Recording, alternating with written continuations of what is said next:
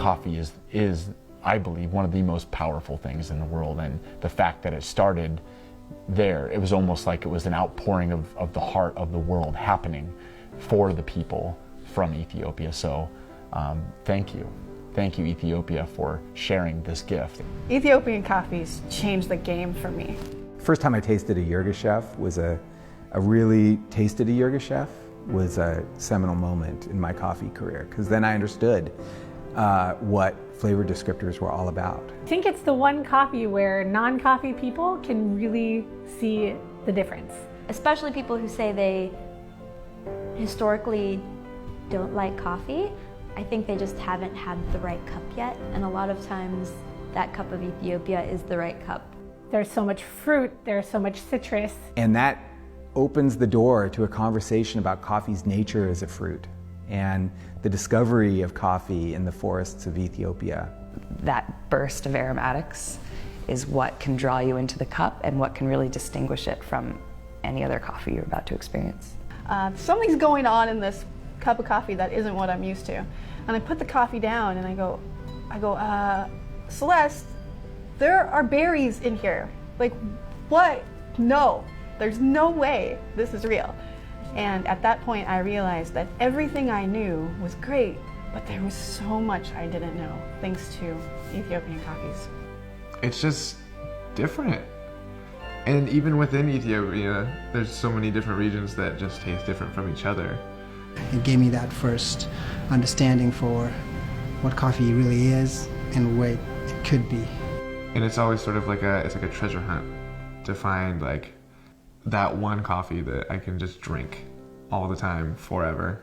There's not one set profile for taste descriptors. They can be very light and tea-like and citrusy, but can also be very big-bodied and fruity. And roast can really accentuate or transform some of those flavors, and that's what's so exciting about Ethiopian coffee, is that you can do so many different things either by themselves or in blending that delivers a coffee that is unlike anything else in the world.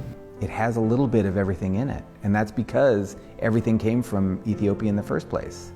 You're at the center of origin of coffee and culture and music and our species. Ethiopia defined, continues to redefine, and transcend what it means to have an experience in a cup.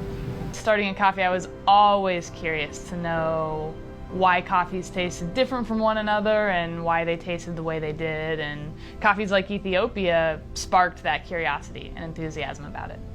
I consider it like a tool bag, as a tool in my bag as a barista. You know, anytime someone's coming in like, hey, I heard you guys have good stuff, like, what do you got?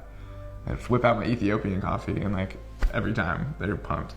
If Ethiopian coffee was a dance, I picture a dance where there's like 100 different dancers that swarm the stage, and they're all doing different dance movements, but yet it all fits together, and from someone watching the dance, it just looks like this beautiful motion. Even though they're all doing different things, it all just kind of flows and works together.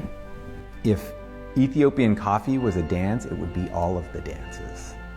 It'd be a very happy dance. I think if Ethiopia were a dance, it'd be that I don't care, throwing your body around style dance. And for me, Ethiopian coffee is less dance and more musical, because it's coffee that can really rise up and support and make all that come to life. could be like a really classic ballroom waltz, or Ethiopian coffee could be dancing to some booty music. Like, it could be getting down too. It's classy, but it's also funky. So Ethiopian coffee does what it wants.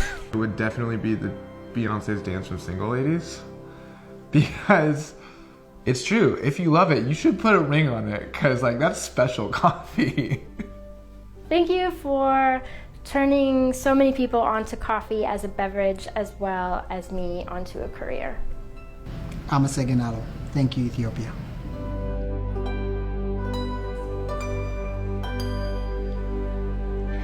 Thank you, Ethiopia. Thank you, Ethiopia.